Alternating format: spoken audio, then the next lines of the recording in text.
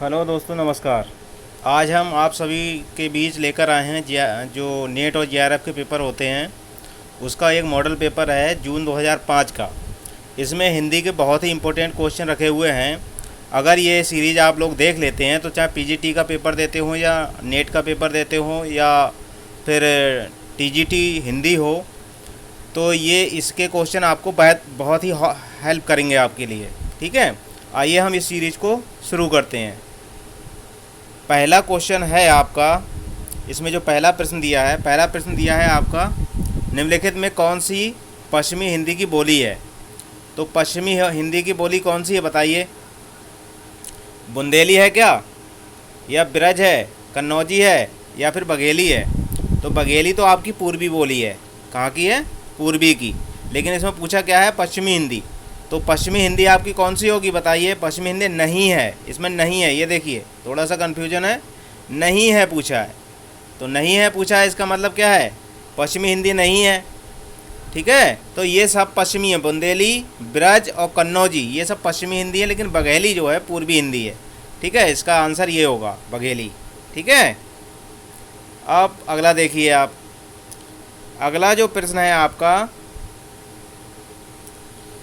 अगला प्रश्न है आपका कौन सा? संविधान के किस अनुच्छेद में राजभाषा संबंधी प्रावधानों का उल्लेख है। भारतीय संविधान के किस अनुच्छेद में राजभाषा संबंधी प्रावधानों का उल्लेख है? क्या है बताइए, कौन से में है आपका? इसमें है क्या 434 से 315? लेकिन इसका जो होगा इसमें है क्या या इसमें है? इसमें है आपका 343 से लेकर 351 तक। ठीक है, इसमें हाई कोर्ट की भाषा क्या होगी, सुप्रीम कोर्ट की भाषा क्या होगी, राज्यों के लिए भाषा क्या होगी, या फिर भाषा को कैसे संरक्षित प्रदान किया जाएगा।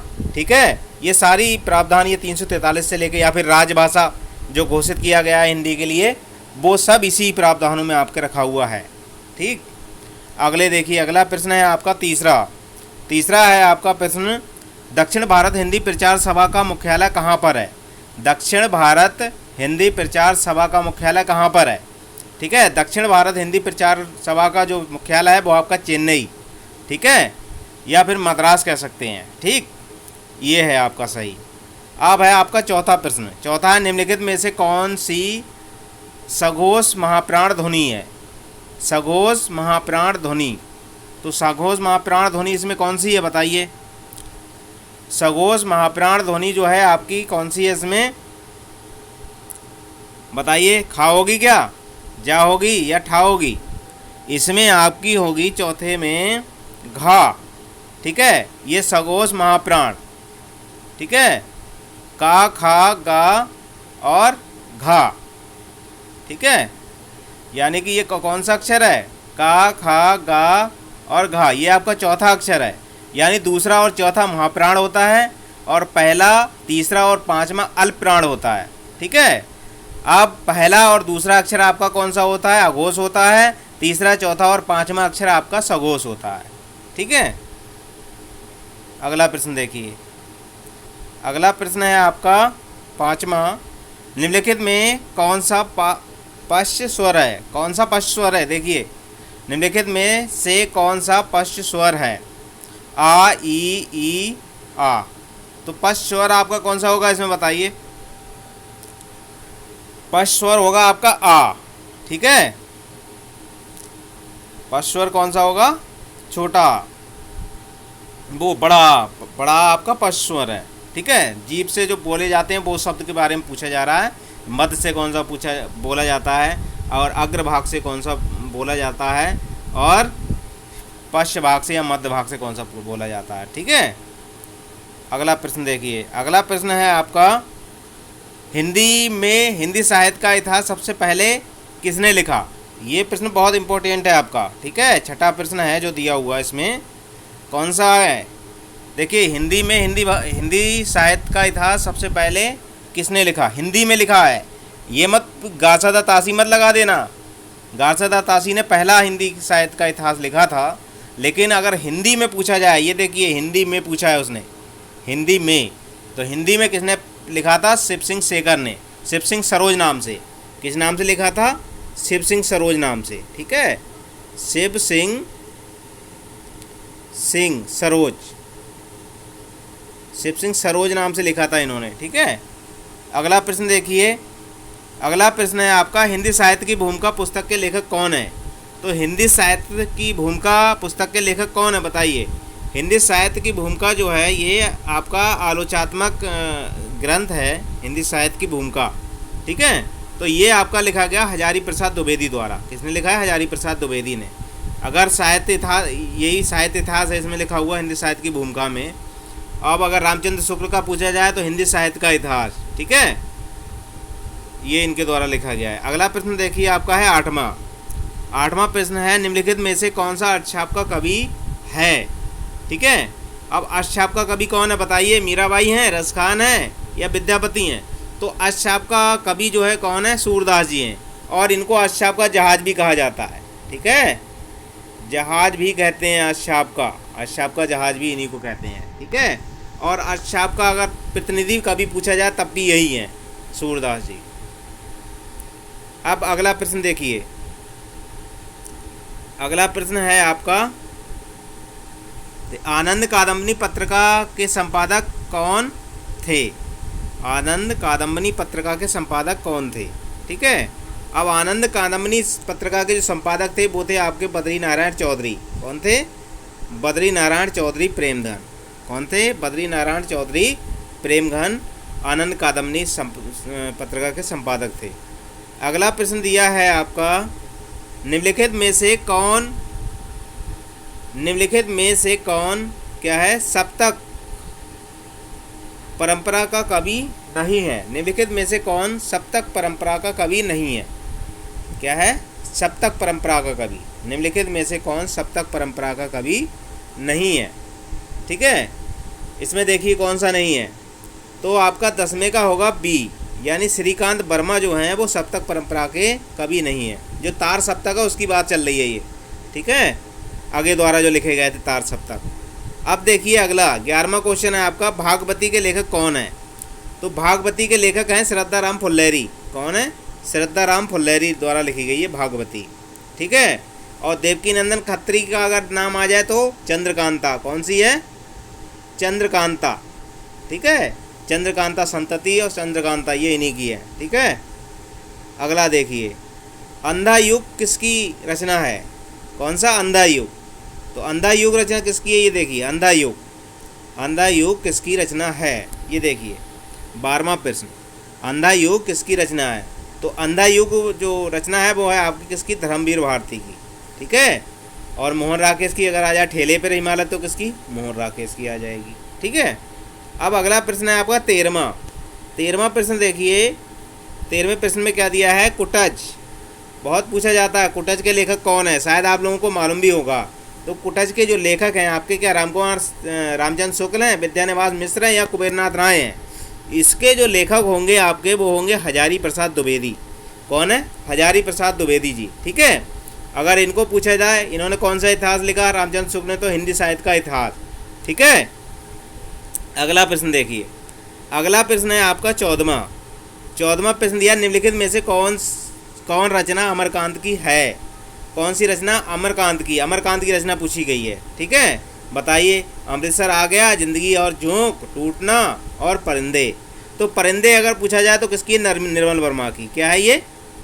निर्मल वर्मा की है परिंदे। ठीक है, अब आपका 14वां क्वेश्चन है, अमरकांत की रचना कौन सी है? तो अमरकांत की जो रचना होगी वो आपकी होगी जिंदगी और जोंक। कौन सी है? जिंदगी और जोंक, ये आंसर होगा आपका। ठीक है, अगला देखिए। अगला है 15वां प्रश्न। 15वां प्रश्न है 15वें प्रश्न का जो है वो कौन सा है? 15वां प्रश्न, पहल का संपादक कौन है? पहल आपकी जो पत्रिका है, पहल क्या है? पत्रिका है, और इसके संपादक कौन है पहल के? तो पहल के संपादक होंगे आपके ज्ञान रंजन। कौन होंगे?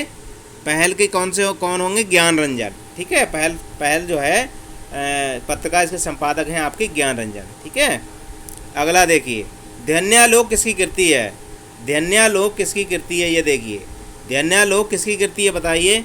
अभिनव गुप्त की है क्या? राजशेखर की है? मम्मट की है? तो ध्यान्यालोक जो होगी कृति वो होगी आपकी आनंद वर्धन की। किसकी है? आनंदवर्धन की कृति है ध्वन्यालोक। ठीक है, अगला देखिए, अगला प्रश्न है उज्ज्वल नीलमणि ग्रंथ के लेखक कौन है? उज्ज्वल नीलमणि, ठीक है, क्या है लिखा हुआ? उज्ज्वल नीलमणि। उज्ज्वल नीलमणि ग्रंथ के लेखक कौन है? 17वां क्वेश्चन का आंसर बताइए। तो उज्ज्वल नीलमणि के जो लेखक होंगे वो होंगे आप रूप गोस्वामी। उज्ज्वल नीलमणि किसके लेखक हैं? रूप गोस्वामी हैं इसके। ठीक है, अगला देखिए, अगला प्रश्न, अगला प्रश्न आपका दिया है अभिनव गुप्त। क्या दिया है अगला प्रश्न? अगला प्रश्न आपका दिया है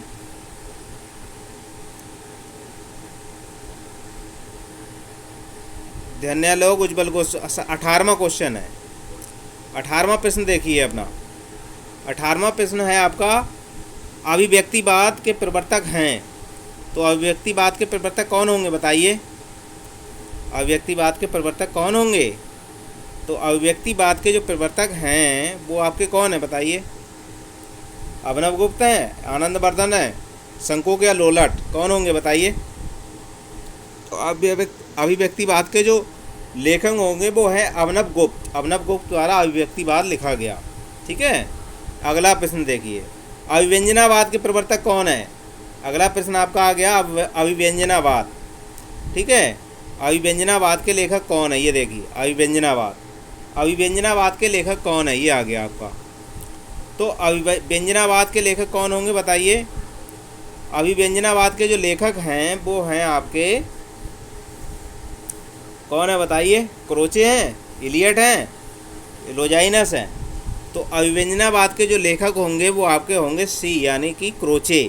क्रोचे ने अभिव्यंजनावाद लिखा। ठीक है, अगला प्रश्न देखिए, काव्य में उदांत तत्व को सर्वाधिक महत्व किसने दिया? काव्य के उदांत तत्व को सर्वाधिक महत्व किसने दिया? उदांत तत्व, जो काव्य में उदांत जो तत्व होता है उसको सबसे ज़्यादा महत्व किसने दिया? ये पाश्चात्य आलोचक हैं आपके। ठीक है, किसने दिया था? 20वें का आपका होगा क्या है? लोजाइनस। लोजाइनस ने क्या है? काव्य के उदांत तत्व को सर्वाधिक महत्व दिया था।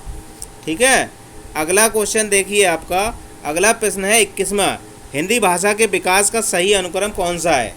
हिंदी भाषा के विकास का सही अनुक्रम देखिए, हिंदी भाषा के विकास का ये प्रश्न बहुत पूछा जाता है, वेरी इंपॉर्टेंट समझ लिए, ये बहुत पूछा जाता है। पाली है, प्राकृत अपभ्रंश है या हिंदी? पहले कौन सी हो गई? प्राकृत अपभ्रंश, हिंदी पाली। तो इसमें जो आंसर होगा वो आपका होगा सबसे पहला वाला, पाली, प्राकृत अपभ्रंश और हिंदी। अगर पाली की जगह और भी पहले लिख दिया जाए तो पहले हम संस्कृत भी लिख सकते हैं। पहले क्या लिख सकते हैं? आपकी संस्कृत। इससे पहले पाली से अगर पहले का पूछा जाएगा तो संस्कृत आएगी, संस्कृत, फिर पाली, फिर प्राकृत और फिर अपभ्रंश और फिर हिंदी आएगी आपकी। ठीक है, अगला देखिए, अगला है 22वां, हिंदी प्रसार के संदर्भ में निम्नलिखित प्रमुख संस्थाओं का कालक्रम के अनुसार सही अनुक्रम कौन सा है? हिंदी प्रचार के संदर्भ में निम्नलिखित प्रमुख संस्थानों का कालक्रम। अब बताइए कालक्रम इनका सही कौन सा है?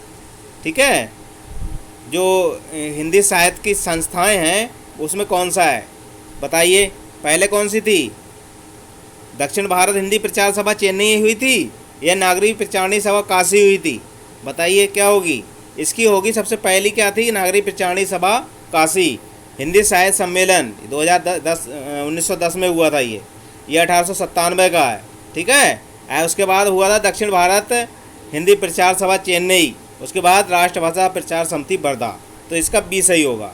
ठीक है, अगला प्रश्न देखिए, 22 के बाद 23वां प्रश्न। आपका 23वां प्रश्न क्या कह रहा है? 23वां जो प्रश्न है वो है हिंदी साहित्य के इतिहास के लेखकों के कालक्रमानुसार सही बताइए। तो हिंदी साहित्य के जो इतिहास लेखक हैं, हिंदी साहित्य के इतिहास लेखक के कालक्रमानुसार, ठीक है, उनका कालक्रम कैसा है? क्रम से लिखे हुए हैं या नहीं है? ये देखिए, क्रम से हैं लिखे हुए, इसके बारे में पूछा गया है कौन क्रम से हैं। तो हिंदी साहित्य का इतिहास कालक्रम से सबसे पहले किसने लिखा था?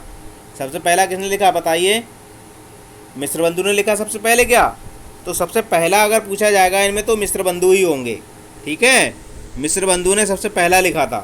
ठीक है, इसमें इन्होंने क्या लिखा? मिश्र बंधु विनोद। ठीक, रामचंद्र शुक्ल ने भी लिखा, और दूसरा हिंदी साहित्य का इतिहास। ठीक है, अब ये इसके बाद राम कुमार वर्मा ने लिखा, फिर रामस्वरूप चतुर्वेदी ने लिखा। ठीक है, तो इसका क्वेश्चन ये होगा कालक्रमानुसार जो मिलाया जाएगा। ठीक है, उसके बाद आप देखिए जो 24वां क्वेश्चन है, हिंदी निम्नलिखित पत्रिकाओं के प्रकाशन का सही अनुक्रम बताइए। प्रकाशन का अनुक्रम बताना है, कौन से सबसे पहले प्रकाशित हुए थे। पहले कौन, धर्मयुग हुआ, हंस हुआ, या सरस्वती, या कविवचन सुधा, कौन सा हुआ था बताइए। या सरस्वती पहले हुई, कविवचन सुधा बाद में, हंस या धर्मयुग। फिर पहले इसमें क्रम कविवचन सुधा दिया, फिर सरस्वती, फिर हंस। कौन सा होगा इसमें बताइए, पहले हंस होगा या फिर सरस्वती होगी। तो सबसे पहले इसका 24 में का कौन सा क्वेश्चन होगा, 24 में का आपका होगा सी।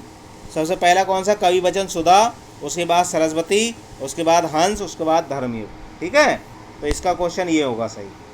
अब अगला प्रश्न देखिए अपना 25वां, निम्नलिखित रचनाओं को कालक्रमानुसार सही अनुक्रम कौन सा है। ठीक है, सही अनुक्रम कौन सा है बताइए, कालक्रमानुसार बताना है कौन सा है सही। अंधेर नगरी पहले कौन सी रचना हुई थी, अंधेर नगरी की हुई, अंधा युग, संसद सड़क तक, या मगध, बताइए। पहले अंधा युग होगा, कौन सी है बताइए जल्दी। तो 25 का आपका होगा ये, क्योंकि अंधेर नगरी सबसे पहली, अंधेर नगरी भारतेंदु हरिचंद्र ने जो लिखा है, उसके बाद अंधा युग, और संसद से सड़क तक धूमिल जो जिसने लिखा है, और मगध। तो आपकी ये है। ठीक है, ये किसने लिखी थी, भारतेंदु हरिचंद्र ने। ये किसने लिखी, संसद से सड़क तक धूमिल ने। अगला देखिए, अगला प्रश्न है, निम्नलिखित उपन्यासों का रचनाकाल की दृष्टि से सही अनुक्रम फिर से मिलाने के लिए आ गया। ठीक है, सबसे पहले किसका हुआ, बाद में किसका हुआ। तो पहला कौन सा है आपका बताइए, ये उपन्यास दिए हुए हैं।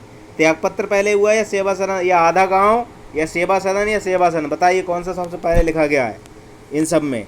तो सबसे पहला लिखा गया है आपका सेवा सदन, दूसरे नंबर पे त्यागपत्र, चौथे पे मैला आंचल, और आधा गांव।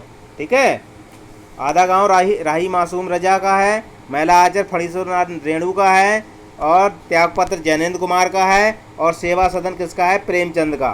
ठीक है, ये तीनों बता दिए, सेवा सदन प्रेमचंद, त्यागपत्र जैनेन्द्र कुमार, मैला आंचल फणीश्वरनाथ रेणु, और आधा गांव राही मासूम रजा।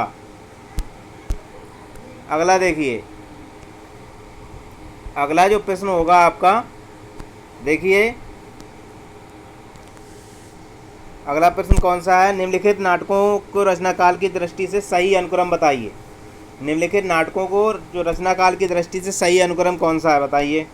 लहरों के राजहंस पहला है, या सिंदूर की होली पहले लिखा गया, या ध्रुव स्वामिनी, या आठवां शर्त। तो सबसे पहला कौन सा लिखा गया बताइए, 27वें का क्वेश्चन कौन सा होगा। तो 27वें का आपका सबसे पहला होगा सी। कौन सा है आपका, 27वें का सबसे पहला सी, ध्रुव स्वामिनी सबसे पहले लिखा गया, जयशंकर प्रसाद का।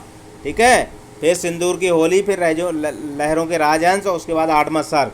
ठीक है, 28वां प्रश्न देखिए, 28वां प्रश्न दिया है, रससूत्र काव्यकारों का सही अनुक्रम बताइए। रससूत्र काव्यकार हैं ये, रससूत्र के काव्यकार कौन कौन से हैं बताइए।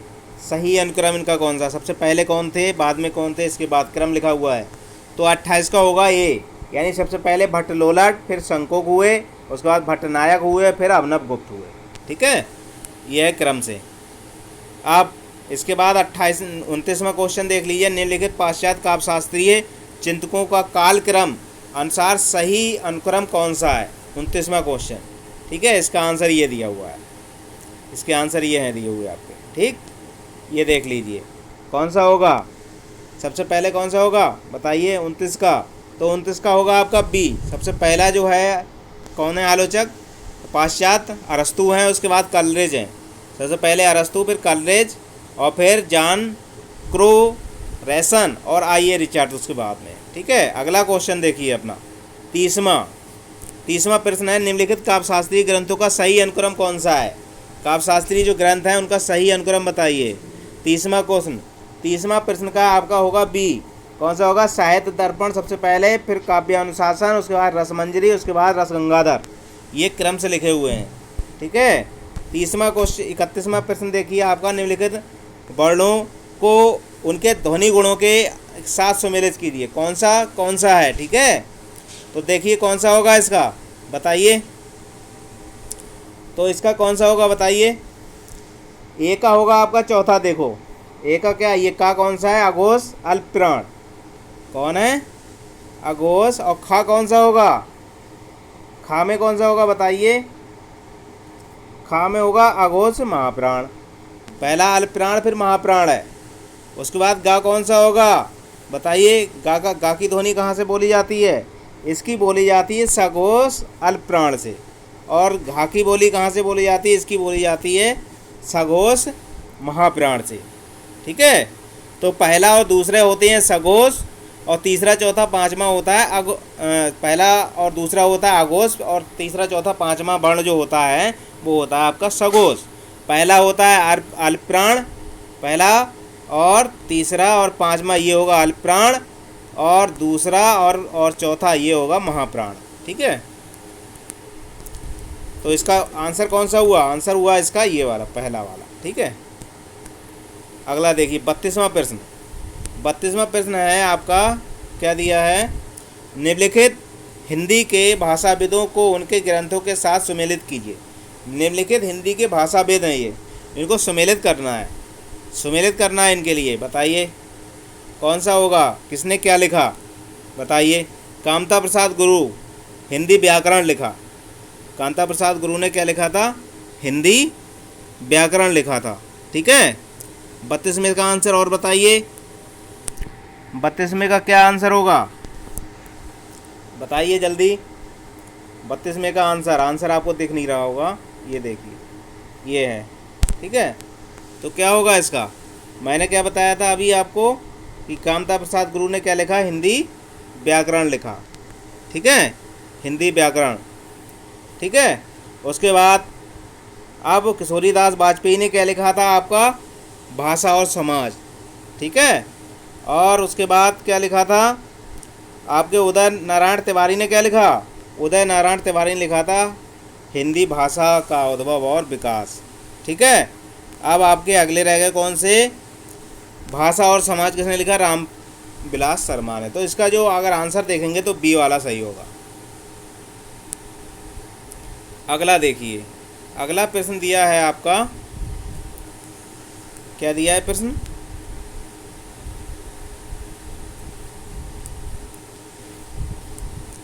निम्नलिखित काव्य ग्रंथों को उनके कवियों के साथ सम्मिलित कीजिए। ठीक है, अब देखिए किसने क्या चीज़ लिखा था बताइए, आगे कृतियां हैं उनकी और आगे उनके लेखक लिखे हुए हैं।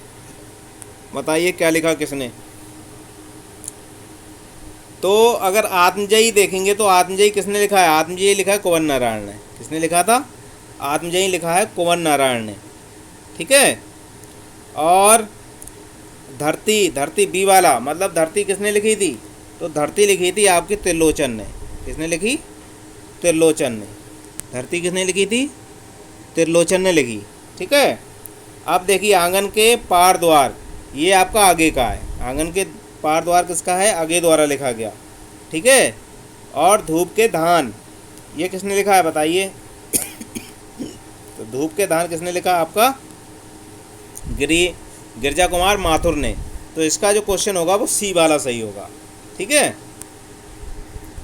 अगला देखिए चौथा प्रश्न है, निम्नलिखित ग्रंथों को उनके लेखकों के साथ सुमेलित कीजिए। ठीक है, निम्नलिखित जो ग्रंथ हैं उनके लेखकों के साथ हमें सुमेलित करना है।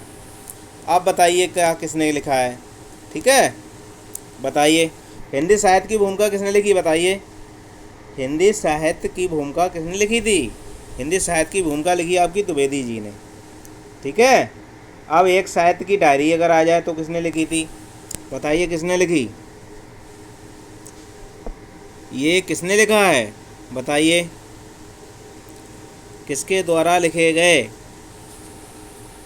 हैं हिंदी साहित्य की। देखिए इसके विकल्प इधर होंगे दिए हुए आपके। ठीक है, इसके विकल्प आपके यहाँ पर दिए हुए हैं। ठीक, विकल्प कहाँ दिए हैं, ये वाले दिए हैं। ठीक है, तो उसमें क्या था आपका, क्या चीज़ दिया था, 34वां क्वेश्चन था ये। तो 34 में कौन सा दिया था,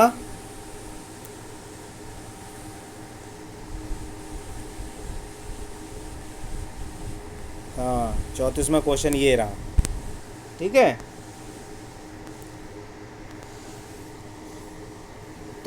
अगर आप लिखेंगे हिंदी साहित्य की भूमिका, ठीक है, तो सबसे पहला ये हो गया, इससे आप मिलान कर लीजिए। हिंदी साहित्य की भूमिका किसने लिखी थी? आपकी आगे ने लिखी। इससे आप मिलान कर सकते हैं, ठीक है। उसमें देखेंगे विकल्प में कौन सा होगा आपका सही होगा, आपका होगा ये सी वाला, डी। इसका कौन सा सही होगा आपका? डी विकल्प सही होगा, ठीक है। पहले का क्या होगा? चौथा, और बी का पहला, फिर सी का दूसरा और डी का तीसरा, ठीक है। अब 35वां क्वेश्चन देखिए। 35वां प्रश्न आपका दिया हुआ है इसमें। 35वां प्रश्न क्या? निम्नलिखित काव्य पंक्तियों को उनके रचनाकारों के साथ सम्मिलित कीजिए। अब पंक्तियाँ दी हुई हैं, उनके रचनाकार दिए हुए हैं और नीचे विकल्प भी दिए हैं आपके।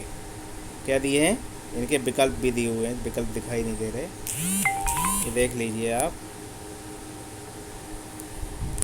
ठीक है। ये उपमान मैले हो गए, किसने लिखा? हम राज के लिए मरते हैं, ये किसने लिखा? हम राज के लिए मरते हैं किसने लिखा था? मैथिली शरण गुप्त ने। बतरस लालच लाल की मुरली धरी लुका, ये बिहारी लाल का है, ठीक है। भक्तई ज्ञानई नहीं कुछ वेदा, ये किसने लिखा था? तुलसीदास ने, ठीक। अब कौन सा रहेगा? ये उपमान मैले हो गए, ये लिखा है आपका आगे ने। आप देख लीजिए मिलान करके किसका है। पहले का पहला किसमें है और दूसरे का तीसरा किसमें है? ये देखिए बी वाला विकल्प आपका सही होगा। कौन सा होगा? बी वाला विकल्प आपका बिल्कुल क्लियर सही होगा, ठीक। अगला देखिए 36वां प्रश्न। 36वां प्रश्न आपको दिया हुआ है, और छोटा करना पड़ेगा। हाँ, ये देखिए आप, दिए गए गद्य पंक्तियों को उनके लेखकों के साथ सुमेलित कीजिए। दिए गए गद्य पंक्तियों को उनके लेखकों के साथ सम्मिलित कीजिए। ये पंक्तियाँ दी हुई हैं और आगे लेखक हैं इसके दिए हुए, ठीक है। तो देखिए सबसे ज़्यादा विख्यात तो यही है, भारतेंदु हरिश्चंद्र की निज भाषा उन्नति है, उन्नति को मूल, ये तो भारतेंदु हरिश्चंद्र ने ही लिखा है, ठीक है। मर्द साठे पे पाठा होता है, ये किसने लिखा? ये आपका है प्रेमचंद का। प्रेमचंद किसमें का है ये लिखा हुआ? ये गोदान का है। ये पंक्ति किसकी है? गोदान की, ठीक है। बैर क्रोध का अचार और मुरब्बा है, ये किसने लिखा? ये आपका लिखा है रामचंद्र शुक्ल ने, ठीक है। अब अधिकार सुख कितना मादक और सारहीन है? अधिकार सुख कितना मादक और सारहीन है? 36 में देख लीजिए आप, 36 में कौन सा विकल्प सही होगा? तो 36 में आपका होगा सी वाला। देखिए पहले का चौथा, पहले का देखो चौथा रामचंद्र शुक्ल हैं, दूसरे में देखो बी है अधिकार सुख कितना मतलब ये प्रसाद का लिखा हुआ है। भारत उन्नति कैसे हो सकती? भारतेंदु हरिश्चंद्र का है, ठीक है। और मर्द साठे पे पाठा होता है, ये पहला देखिए प्रेमचंद का, ठीक है। ये गोदान का है आपका, गोदान में का ये लाइनें हैं, ये जो है गोदान से ली हुई लाइनें हैं। अगला देखिए, अगला प्रश्न है 37वां। निम्नलिखित पत्रिकाओं को उनके संपादकों के साथ सुमेलित कीजिए। निम्नलिखित पत्रिकाओं को उनके संपादकों के साथ सुमेलित कीजिए। अब ये पत्रिकाएं हैं, उनके संपादक हैं आगे लिए हुए, ठीक है। अगर हम सरस्वती की बात करें तो कौन आएंगे? महावीर प्रसाद द्विवेदी आ जाएंगे। अगर हम ब्राह्मण की बात करें तो कौन आ जाएगा? ब्राह्मण आ जाएगा आपका प्रताप नारायण मिश्र। कौन आ जाएगा ब्राह्मण में? प्रताप नारायण मिश्र। अब अगर सरस्वती की बात आ गई, अब आ गई आपकी हिंदी प्रदीप। तो हिंदी प्रदीप की बात आ गई तो बालकृष्ण भट्ट हो गए। अब कौन रह गया? बसदा। आप देखिए तीनों से मिला के इसमें आपका विकल्प बिल्कुल सही हो जाएगा। पहले का आपका तीसरा, यानी पहला ही विकल्प आपका सही होगा। बी का चौथा है, ठीक है। सी का पाँचवा है, ठीक है। और डी का आपका होगा दूसरा, यानी कमला प्रसाद। बसदा जो है वो कमला प्रसाद की लिखी हुई है, ठीक है। अब देखिए 38वां प्रश्न। 38वां ये भी मिलान करने, निम्नलिखित ग्रंथों को उनके काव्य रूपों के साथ सुमेलित कीजिए। निम्नलिखित ग्रंथों को उनके काव्य रूपे के साथ सुमेलित कीजिए। अब देखिए ये रचनाएं लिखी हुई हैं और किस किसने लिखा, ये कैसा है, महाकाव्य है कि खंड काव्य है, ये बताना है। तो 38 का बताइए, 38 में कौन सा होगा? 38 में होगा, देखो पहले का तो होगा सी, यानी ये खंड काव्य पंचवटी। और महाकाव्य कौन? प्रिय प्रभास महाकाव्य है, ठीक है। एक कंठ बिस्पाही, ये क्या होगा आपका? बताइए, एक कंठ बिस्पाही क्या होगा आपका? तो ये होगा आपका काव्य नाटक। एक कंठ बिस्पाही काव्य नाटक है। और शिवा बावनी क्या होगा? शिवा बावनी है आपका मुक्तक। ये बिल्कुल क्लियर हो गया। तो इसके अनुसार आपका कौन सा होगा? सी होगा। 38 में का कौन सा विकल्प होगा? सी। यानी पंचवर्ती खंडकाव्य, प्रिय प्रवास महाकाव्य है, एक कंठ विस्फाई काव्य नाटक है और शिवा बामनी मुक्तक है। अब देखिए आपका 39वां 38 क्वेश्चन हो गए। 38 के बाद आप देखिए 39वां प्रश्न, ठीक है। सिद्धांतों के साथ सम्मिलित कीजिए। आगे देखो, ये इसमें थोड़ा सा कटा हुआ है, लेकिन आप देख लीजिए, ये सिद्धांत दिए हुए हैं और सिद्धांत आगे सिद्धांतकार हैं, तो ये किसके साथ कौन सा सम्मिलित होगा, ठीक है, ये देखना है आपको, ठीक है। तो इसमें बताइए 39 का कौन सा होगा, हैं? तो बी का होगा आपका चौथा। भट्ट-लोलट ने क्या लिखा, उत्पत्तिवाद। अब अगर शंकुक की बात आ जाए तो बताइए, शंकुक ने कौन सा लिखा, शंकुक ने लिखा था आपका तीसरा, अनुमितिवाद। शंकुक ने क्या लिखा, अनुमितिवाद। अब अगर तीसरा आ जाए सी वाला, भट्टनायक ने क्या लिखा, तो भट्टनायक ने लिखा आपका भुक्तिवाद, ठीक है।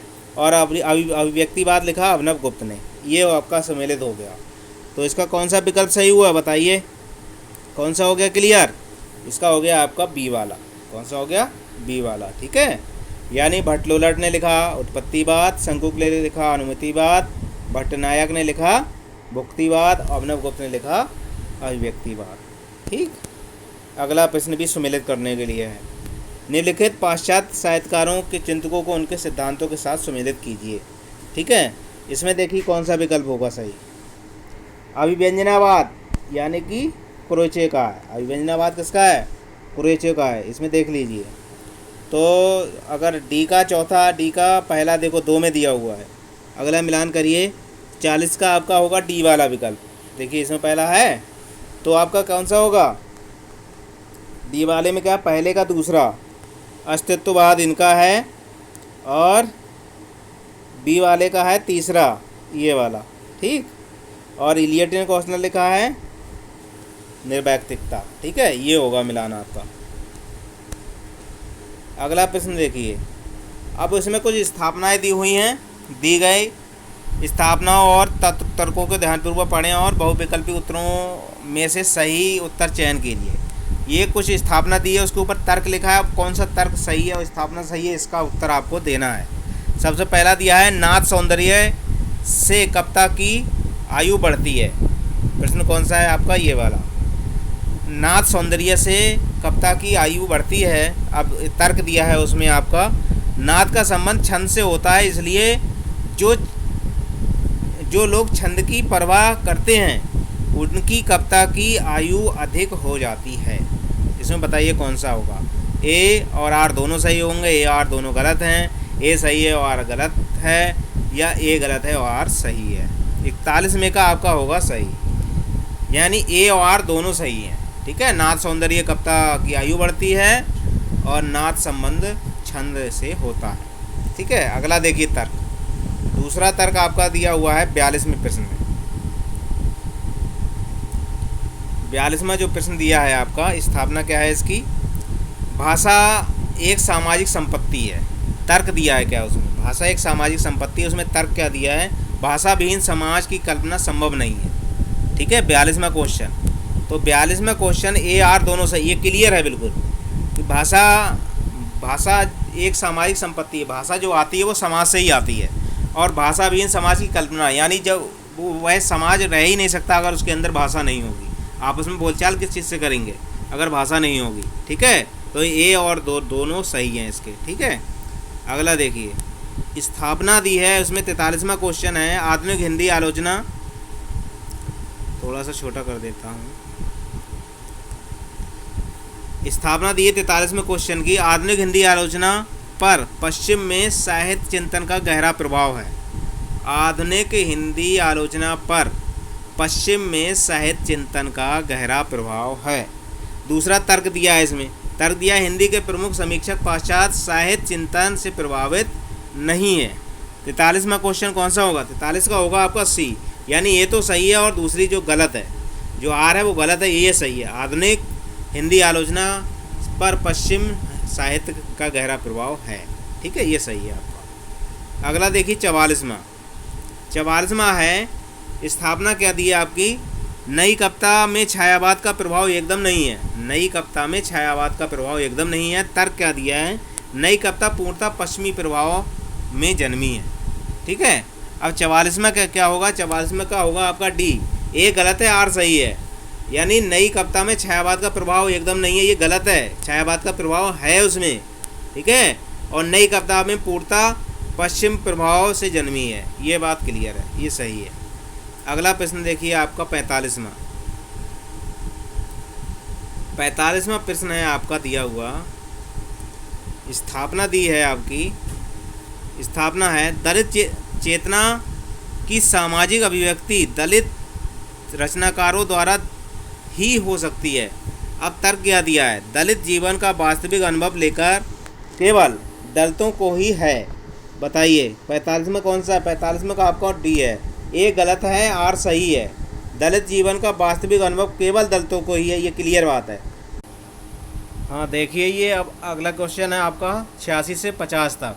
ये एक पैराग्राफ दिया हुआ है, इसमें से इसको आप पढ़ लीजिए अपने आप वीडियो को रोक के, और इसमें से आप आंसर देख लेना। ठीक है। अगले मैं आंसर बता दे रहा हूँ। जो क्वेश्चन है, इसके 5 क्वेश्चन हैं इसमें दिए हुए। देखिए पहला क्वेश्चन है, कप्ता मनुष्य के हृदय को उदार बनाती है। ये कथन सत्य है, असत्य है, गलत है? बताइए क्या होगा इसका विकल्प? इसका विकल्प आपका होगा 46 का ए, यानी सत्य है ये कथन, यानी वो उदार बनाती है। कप्ता हृदय को कैसी बनाती है? उदार बनाती है। दूसरा प्रश्न है आपका, लोभी व्यक्ति का भाव जगत संकुचित हो जाता है। लोभी व्यक्ति का जो भाव जगत है वो संकुचित हो जाता है, ये कथन क्या गलत है या सत्य है? बताइए। तो 47 का होगा आपका बी, यानी ये कथन सत्य है, यानी लोभी व्यक्ति का भाव जगत संकुचित हो जाता है। अब आपका है 48वां प्रश्न। 48वां है आपका, अत्याचार की बात सुनकर क्या करना चाहिए? तो अत्याचार की बात सुनकर क्या उदासीन हो जाना चाहिए, दूर भागना चाहिए, उसके सक्रिय विरोध करना चाहिए? यानी इसका होगा डी, दूसरों का ध्यान उधर आकर्षित करना चाहिए। अगर अत्याचार की बात कहीं हो रही है सुनकर, तो उसका बात आकर्षित करना चाहिए दूसरों का ध्यान उसकी तरफ। 49वां, उदासीन किस प्रकार का रोग है? स्थायी रोग है, अस्थायी रोग है, शारीरिक या मानसिक? तो उदासीनता जो है वो आपका है कैसा? मानसिक रोग है ये। 50वां और अंतिम प्रश्न है आपका दिया हुआ, कवि वाणी से जीवन निर्वाह करना कहाँ तक संभव है? ये इसका आंसर कौन सा होगा? पहला। कुछ लोगों के लिए ये संभव है और कुछ के लिए असंभव भी है। ठीक है। कवि वाणी से जीवन निर्वाह करना कहाँ तक संभव है? ठीक है। आज का सीरीज का हमारा ये अंतिम प्रश्न था। और आगे की अगर आपको क्वेश्चन चाहिए, मॉडल पेपर वगैरह चाहिए, और जो हम क्वेश्चन सीरीज करवा रहे हैं, तो आप इस चैनल को सब्सक्राइब कर लें, शेयर कर दें और लाइक कर दें। नमस्कार।